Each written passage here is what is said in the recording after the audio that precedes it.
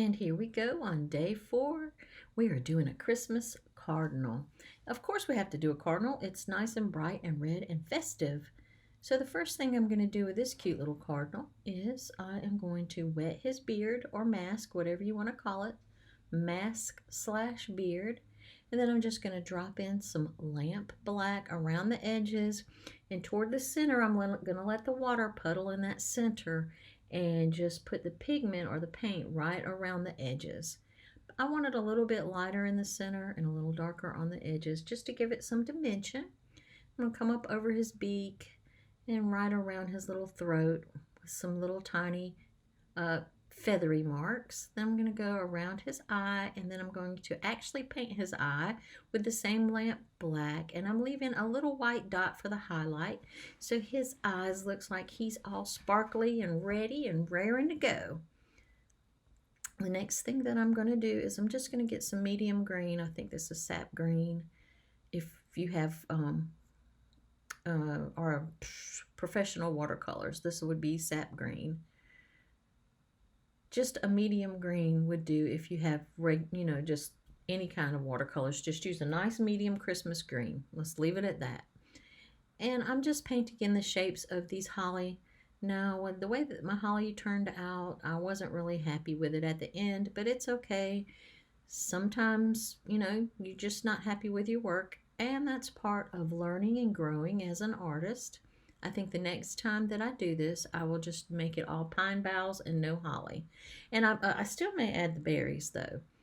But yeah, I'm just not happy with the way this holly turned out. But the way that I did it was I painted each one just a solid green to start with and let it dry.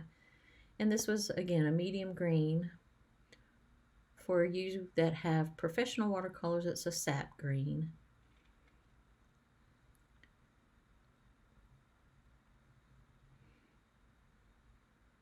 And I'm just filling in those little holly leaf shapes for right now. We'll come back and add some different color and dimension to them. And that's where I just didn't like the result of that. But the only way you're going to succeed is when you do fails, is by failing and failing a lot. So embrace failure. Not that this is a failure, it's just not how I wanted it. So, and get these other ones right over here on this part. This is probably going to be your longest. Yeah, this probably will be your longest tutorial of the Christmas challenge. And so just really go slow, take your time, pause it, rewind it. You can put your own spin on the holly leaves if you want to. At the end, you could even outline them with a pen if you want. And I think that's probably would help my end results. But, just make this your own painting. Do it the way you want to do it. So now I'm wetting the crest, his little pointy hat, his little Christmas hat, the tippy top of his head. And I'm putting a little orange in that water that I applied there, right at the tips of his feathers, making it look a little feathery. Then we're going to take some Windsor red, which is just a nice bright red, and put that right below the orange.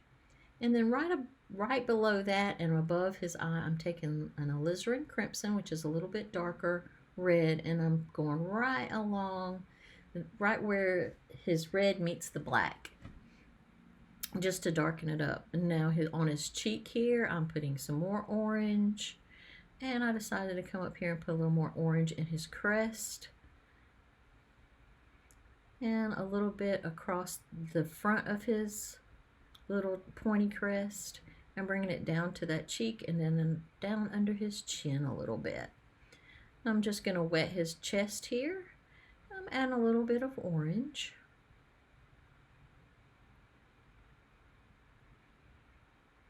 And I'm just sort of dabbing it in to give it some texture. I'm going to take a little bit of the red and come right under the orange and around his cheek. And then I'm just going to wet my brush and pull that red down some so that it lightens it up just a little bit. And I'm adding a little bit more paint near his wing, where his wing curves. And then we're going to do the same thing around behind his head. We're going to wet it. And just add some of that reddish orange color. Now that red has just a little bit of orange mixed with it. I'm wetting his tummy here, going carefully around the holly leaves because I don't want red holly leaves. So I'm being careful to go around those and not disturb them or paint over them. If you do get a little paint on them, don't panic, it's okay. Now I'm taking some of that alizarin crimson, that darker red, and just going around the holly leaves so it looks like they're casting a little bit of a shadow onto the bird.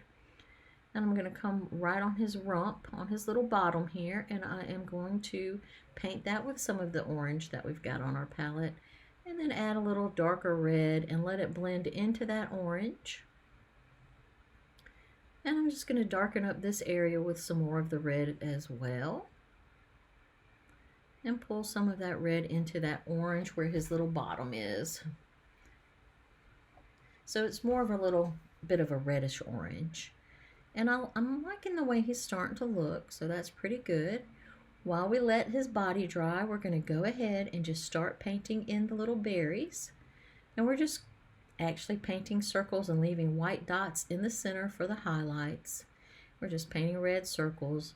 I'm pulling a little bit of the paint out there because you can't tell on the camera, but it was beaded up on top of the paper, so it was way too much water. So I was just taking some of that out with the tip of my brush. And I'm using some of the alizarin crimson in some of the berries, so they'll be a little darker, so that they won't all be the same color. They'll have some variations of red in them. But I am leaving the little white dot, which is their highlight, and I'm just leaving it dry with no paint on it so that it's there to sparkle and, make the berries look shiny. When you leave that little white highlight, that's what makes the berries look like they're shiny, because they have a little reflection on them. And I'm going to continue to do that. I'm using my little number 2 brush, pointed round. I think this is a Escoda Versatile. Let me see, what does it say? No, this is my silver black velvet. That's what it is. Number 2 silver black velvet brush. And it's a pointed round. It's got a really, really pointy point on it. I'll just bring this down so you can see the reds that I'm picking up as I'm going. So you can see a little better. Then you can see what consistency the paint is. It's probably about the consistency of milk. And that's full fat milk, none of that skim milk stuff. Skim milk would be a watery consistency as far as I'm concerned. So we're just going to continue with the berries and our little milky solution or mixture of paint, of red paint, that is about the consistency of full fat milk.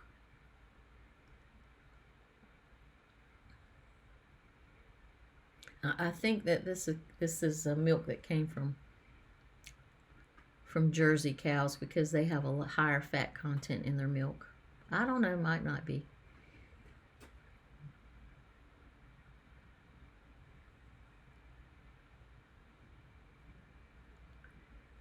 And just painting berries, painting berries. I'm going to be quiet and let you watch a little bit.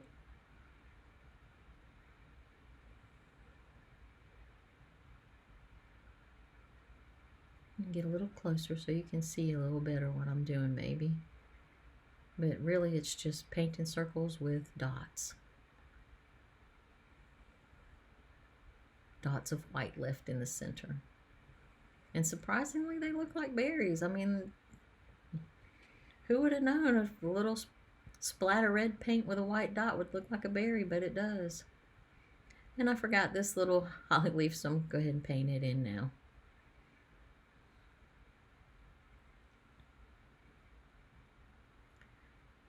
I was just looking on the bottom to make sure there wasn't any wet paint on the bottom so it wouldn't get on my paper. Now I'm going to wet the top of his wing here, and I'm going to take this alizarin crimson and I'm just going to drop it into that water. And then I'm going to pull, it's a little too watery, so I'm wiping my brush off onto the paper towel. You can't see because it's a little off camera, and just picking some of that paint up and then wiping it back off onto the paper towel. Now I'm going to come down and paint in his wings here. I'm leaving a small little bit of white in between the wings just to give them some separation. And across his little back here. I'm going to just pick up more of that, wipe it on paper towel. And where I picked up that red, I'm going to drop just a drop of orange in there and spread it all around while it's still wet so it'll blend nicely. Now what you can do if you don't like this much orange in your cardinal, once it's dry, make a really watery wash of that medium bright red and just paint it over that orange, and it'll make it look more toward the red side. I'm leaving mine orange because I just like it, but you don't have to, you do you. If you don't like this much orange in your, I was going to call it a robin, in your cardinal, then once it's completely dry, just paint a light wash of red over it, and that'll cancel out some of that orange, some of that brightness of the orange. So here's where I start to mess up on my holly leaves and where I start not liking them. I'm drawing the veins with the dark green, and then I'm taking a little bit of the water and blending it out, and it looks okay. It's just not what I had envisioned. And now I'm just painting in a little bit more of the kind of yellow green while it's wet, and it's okay. You can paint yours differently if you'd like. And I'm just going to add a little blue to the green, to that dark green. Now I'm just going to drop some of that in while it's still wet for the shadows. And that makes me a little happier. But still I think I could do better. And we're just going to work our way around these little holly leaves, adding a little darker areas to them and a few veins. Don't make yourself crazy with this though. It's going to be pretty no matter what, I think. Unless you really just do something terrible, it's going to be pretty. I mean, you cannot go wrong with red and green. That is the Christmas colors. They're complementary colors on the color wheel. You can barely go wrong with that. So it'll be pretty no matter what. Just have faith in the process. And if you don't like it, start over. You just do another painting. It's just paper and paint. Don't get too caught up on it. We're not trying to make masterpieces. We're trying to make Christmas cards. And we're just practicing our painting and having fun and seeing if we can do it.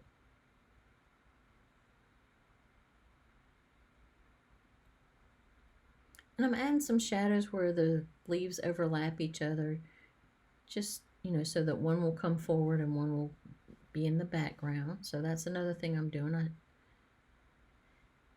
And that helped a little bit. That helped my perception of my holly leaves a little bit.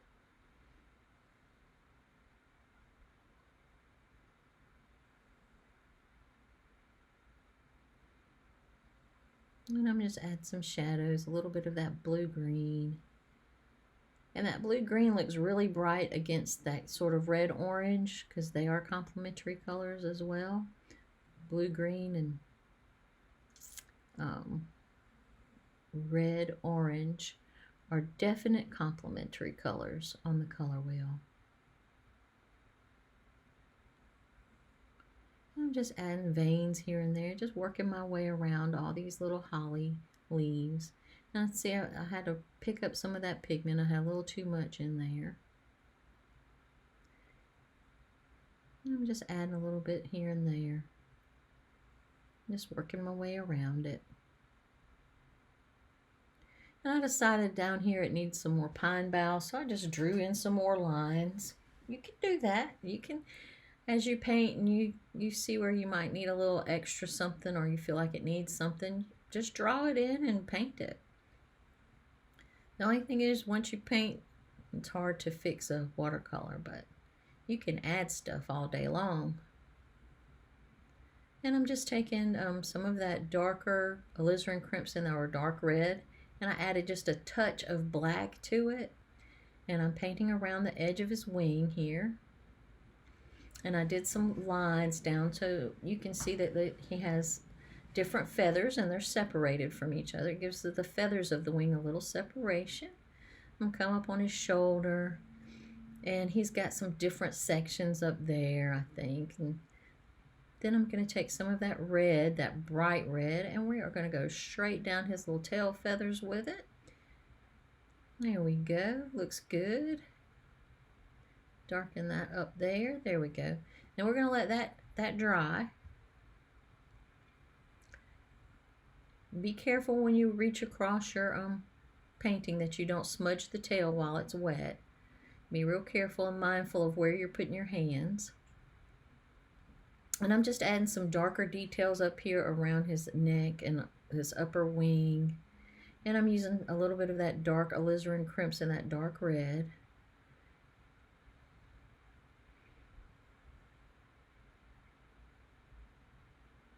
And around at the back of his head, I'm just darkening that up, just putting little dots there. And around his cheek, and behind his eye, and in the front of his crest there. Just darkening up a few of these areas, giving it a little bit more dimension. And we'll come on his little rump here and darken up this area.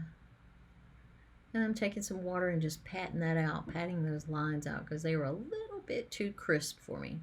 I'm just taking some plain brown paint and I'm painting in the branches of the pine boughs, pine branches, whatever you want to call them.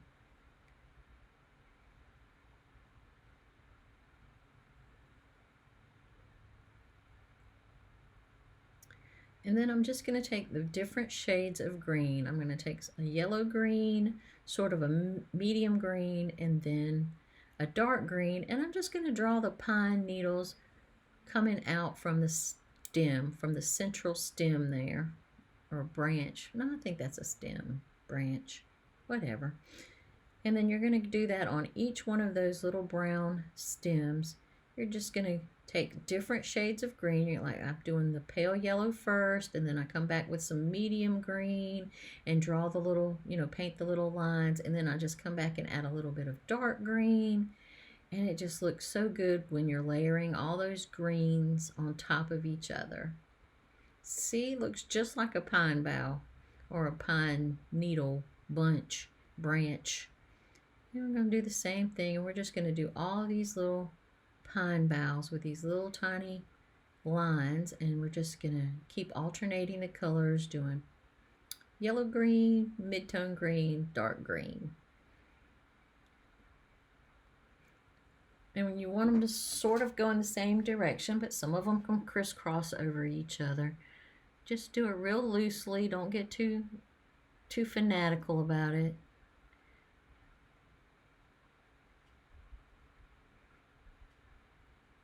These will come out no matter how you paint them, I think, as long as you just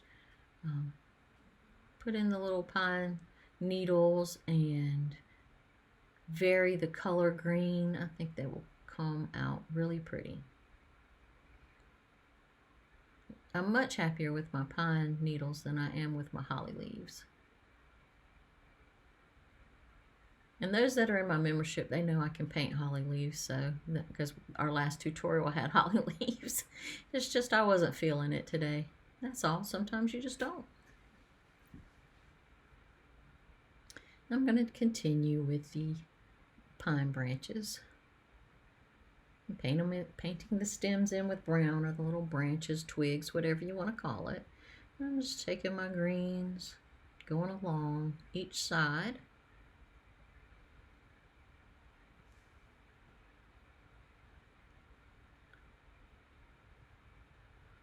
And then I'm going to add the next green right over that.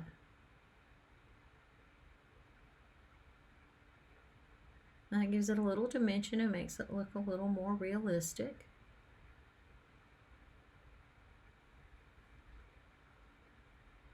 And add a little bit of the darker green too. And we're going to do these here.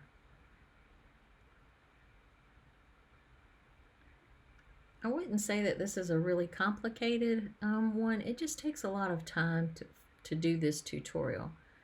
The bird looks complicated. It's really not if you just do it in steps and let each layer dry. The hollies are not complicated. For some reason, I just made them complicated today. And as you see, the pine branches are very easy, and so are the berries. It's just a red dot, a red ball with a white dot on it.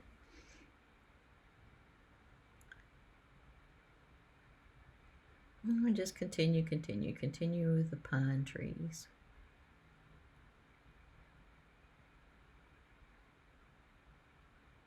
And when you're painting them, just think about, what does a pine tree branch look like? Go out and get one. If you have a pine tree in your yard, go get a little branch off of it and look at it. And try to match how it looks, or close enough to it. And just add some dark green. And notice I'm going around the berries. I don't want to paint over my berries. I like those berries too much. We have become close friends, me and the berries. So I don't want to paint over them, so I'm painting around them, and so that the pine branch looks like it goes behind them.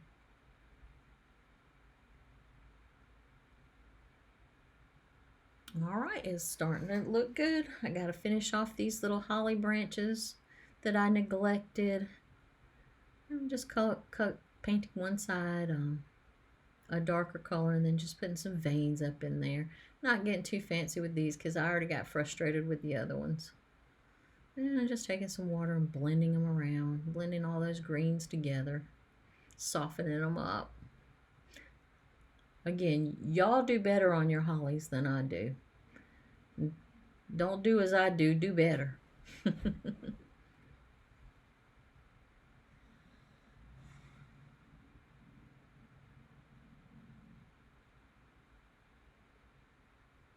Okay, and we are getting close to finishing. We just have a few more little details.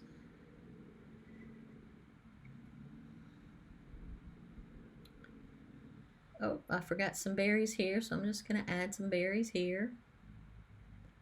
And some over here, just to balance those out and make sure we got a good balanced composition.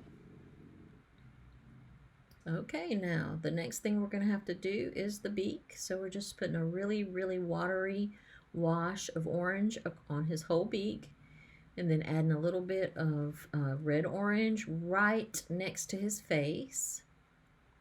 Taking a little gray and just painting in that white ring around his eye, because we don't want it to be white, we want it to be gray.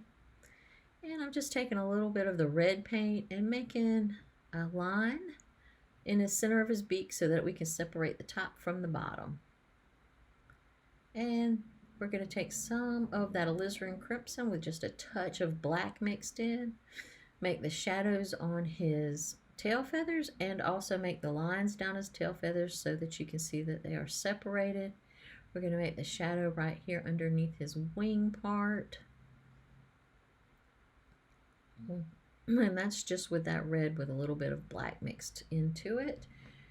And just pulling a little bit of it up and just adding a little bit more of the black mixture, just really a little line there.